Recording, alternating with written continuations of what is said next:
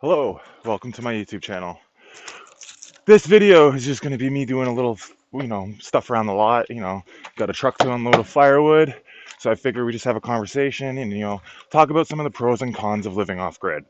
Well, there's tons of pros of doing it when you have the freedom of being in an unorganized township. You don't have to apply for permits and you don't have to do things like that. But when it comes to this lifestyle, the big thing for this is if you really, really want to do it, you need to have capital. You need to be able to, get a structure and get around and survive, basically. I'm not going to go into too deep of financials with my case, but I'll just say that it's definitely not cheap. There's always lots to do. Always got to do firewood. Always building. Always improving. But I mean, there's even cons when it comes to this kind of stuff. Like, if you don't have a vehicle, you definitely ain't gonna be able to do things. I mean, I don't have a vehicle, and I struggle with this lifestyle. Luckily for me, there are community-based people here, so I get to get some help from them, and we help each other out, and that's really the main goal that you're trying to go with something like this. But if you don't do it properly, legally, and things like that, you can get massive headaches. And with everything that's been going on, I would know. Unfortunately, I don't want to get too in depth about all that right now, as it's all going through the courts and stuff. So, but if you do really, really, really want to do this, do it on your own. Don't rent unless there's proper paperwork and things like that. But when it comes to everything else, you can't deny that it's a freaking awesome lifestyle. When you want to go out and do something at 3, 4 o'clock in the morning, there's nobody here to tell you no. There's nobody here to tell you to keep it down.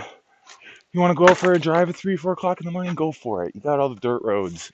Want to go have some fun, do some donuts? Do it. Have fun. Like, most people don't seem to understand that when it comes to this type of lifestyle, that there is a lot of leniencies when it comes to this. But at the same time, there isn't. If it's not done proper, things don't go well. Ah, God damn it. But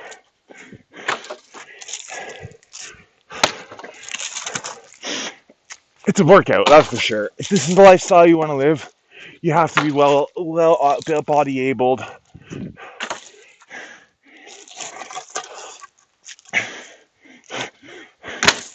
Frankly, when it comes to this kind of stuff too, you really gotta have your head on your shoulders, know what the fuck you're talking about, know what you're doing, and things like that. Because there's certain aspects of this that if you don't know what you're doing, don't mess with it. Solar, for instance, that was a whole new ball game for me.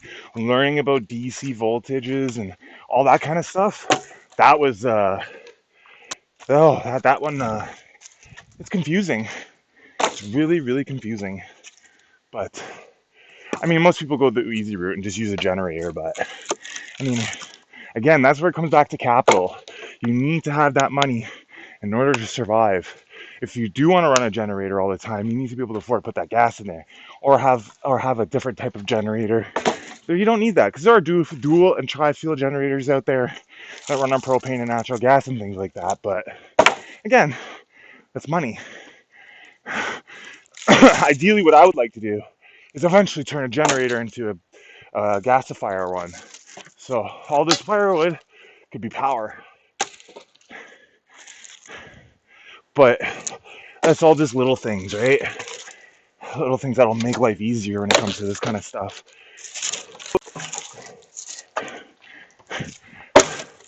Because you want easy here.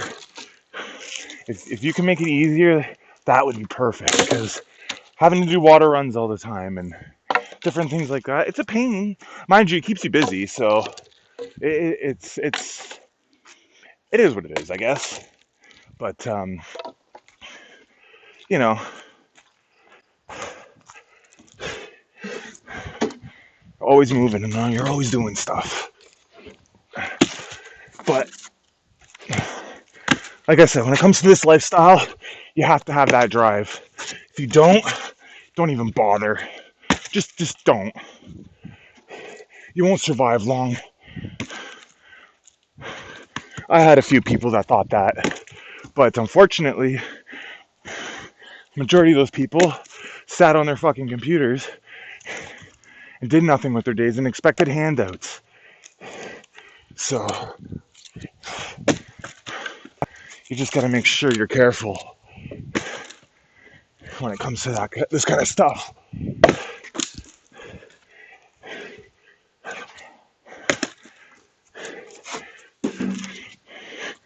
Long story short, don't trust people on their word. Words don't mean crap when it comes down to it.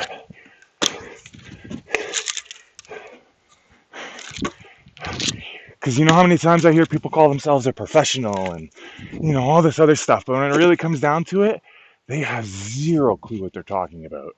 And I mean zero clue. Like for instance, when it comes to insulation on a house, or even I guess in my case a cabin, there really are some people that are out there that believe that friggin' air is a better insulator than actual insulation.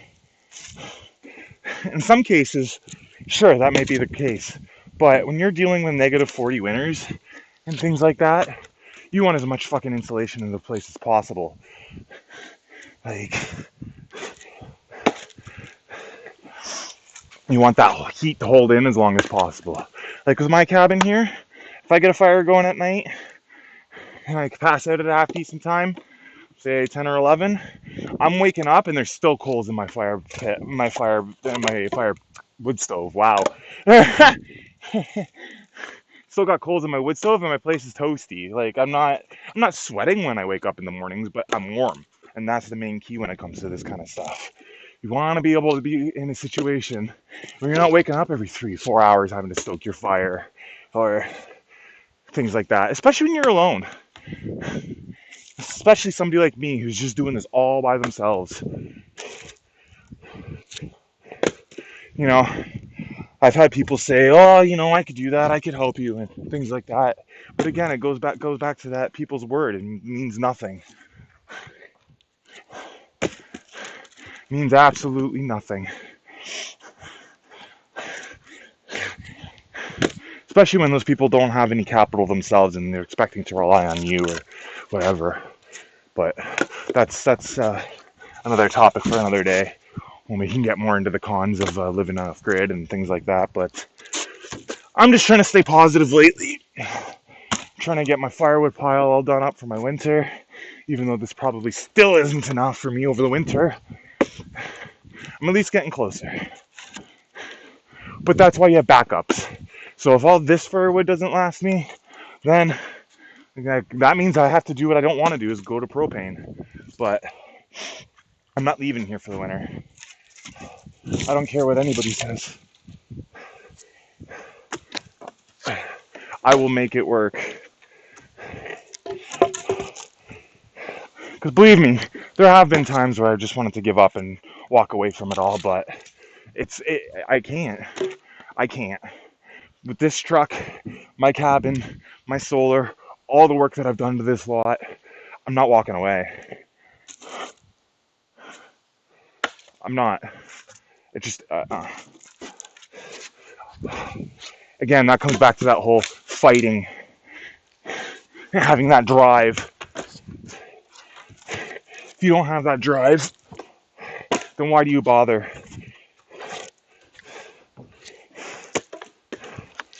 You have to have that want, that need. I think that's why I left the city, honestly, because I found that me and a city don't get along. The normal work ethic of a city and things like that, and the crowdingness of people and all that kind of stuff. It's not for me. causes me way too much anxiety, travel anxiety for taking public transit and things like that. Honestly, coming up here was the best fucking thing for my mental health besides all the other drama that's gone on. But if that wasn't the case, man, oh man, would things be awesome. But again, don't let that get you down. Fight for what you believe in. Stand up for it.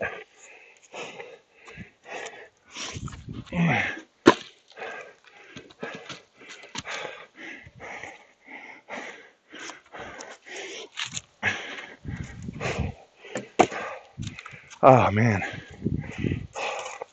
I don't know if you guys want to sit here or watch me unload wood like this all day. Just kind of rambling to myself, to be honest.